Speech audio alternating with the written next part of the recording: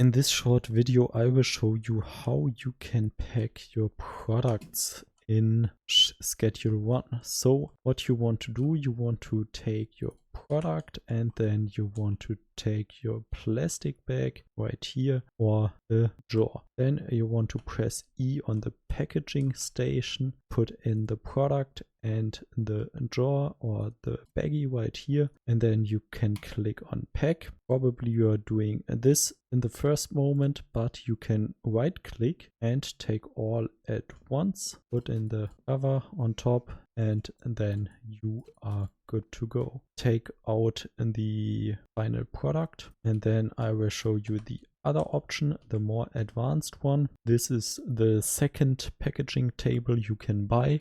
So you want to click on pack and then you have the option to spin around, to drop, and the product will go in this little box automatically. Don't make these mistakes in the first mission in Schedule 1. If you want to find out, click on this video for a few tips for the first 5 minutes of the game.